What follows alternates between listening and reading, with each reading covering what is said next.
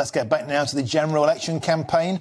And Labour has been accused of not being transparent over its taxation plans. Well, I can now speak to Labour's Shadow Transport Secretary, Louise Haigh. Louise, welcome to the show. I see you up there at Grimsby waiting for the big event tonight. Let's talk about tax. The rumours have been flying around. First of all, it's going to cost £2,000 more under the Labour Party. Rachel Reeves saying it's going to cost almost £5,000 more under the Conservatives. We're all getting a bit bludgeoned to death by statistics. Looking ahead to tomorrow, can we expect any nasty tax rises in the Labour manifesto? Because people are saying we're out of money. There's only one way to get it, either to print it or to put up taxes. Are you going to become a socialist party of high tax, as the Tories have been saying today?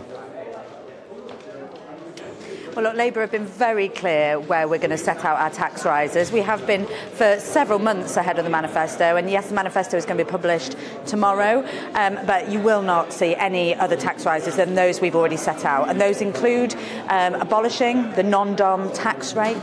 They include abolishing the relief on VAT on private school fees. They include expanding the windfall tax on the obscene profits of oil and gas giants because of the war in Ukraine. And they involve taxing private equity interest carryover. So we have set out limited tax rises on the broader shoulders in order to inject much needed funds in public services. The Conservatives, by contrast, in their manifesto yesterday, promised billions and billions of pounds in unfunded spending commitments, clearly not learning any lessons from their disastrous mini-budget under Liz Truss less than 2 years ago, which working people are still paying the price for with higher mortgages. Louise, a lot of people were astonished yesterday when Sir Keir Starmer said that the Tory manifesto giveaway felt like a Jeremy Corbyn-style giveaway, which is a bit ironic because Sir Keir Starmer backed two of those manifestos in 2017 and 2019. Is it really the best idea to bring up the spectre of Jeremy Corbyn? Sorry, there was just a dog running by my foot. It gave me a shock. What Keir was saying yesterday was that the Tories, as I say, have clearly not learned any lessons from the Liz Truss mini-budget in 2019. The electorate roundly rejected our manifesto in the 2019 general election, and we have learned lessons from then. We have learned lessons, we've listened to the public, and we've responded, and that's why tomorrow you'll see us publish a manifesto that is completely funded, completely costed, in stark contrast to what the Tories published yesterday, which, as we have set out, would increase interest rates, just as the Liz Truss mini-budget did when she attempted unfunded tax cuts for the very richest, and that will have a knock-on impact on people's mortgages, as we're already experiencing after the consequences of Liz Truss. The manifesto yesterday was Liz Truss on steroids. It will have profound consequences for people through their mortgage payments and through prices in the shops. A lot of people are getting confused. Was it Liz Truss? Was it Jeremy Corbyn? I mean, you know, these metaphors are thrown around. Let's get back to one of your taxation policies, which caused a lot of chagrin amongst hard-working, working-class and middle-class people who want to get the kids into private school. Emily Thornberry admitted that it's guaranteed to increase the size of classrooms in the state sector. That will force hard-working people out of state school areas with the best schools. It will push the poorest into the sinker states, into the worst schools. Is this really a party that backs working-class aspiration? Well, look, we don't accept any kind of figures about pupils moving from private into state schools, and Emily Thornberry misspoke when she acknowledged that the other day. Bridget Phillipson, our Shadow Education Secretary, has since corrected it.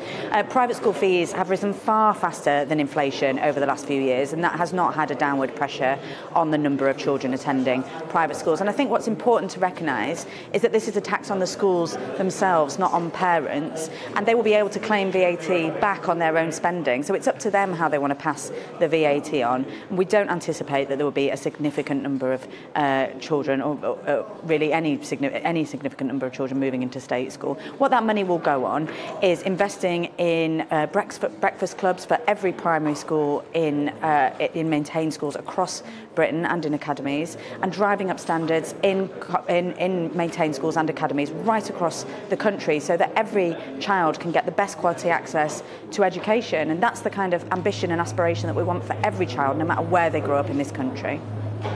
And Louise, finally, Grant Shapps today, an extraordinary comment. He said that we're heading for a Labour supermajority. Do you feel like the Conservatives have almost given up on this general election campaign?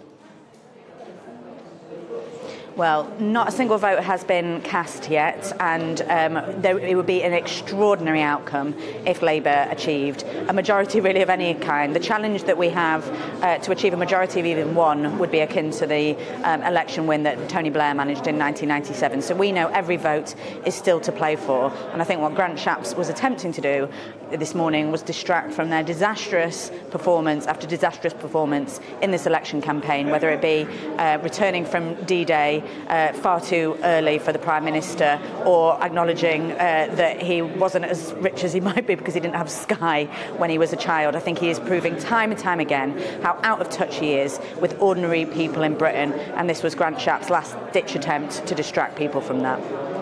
OK, Labour's Shadow Transport Secretary Louise Haigh, thank you very much, and well done for putting up there with a mid-interview pitch invasion from a dog. Thank you very much for joining us live from Wigan. Thank you.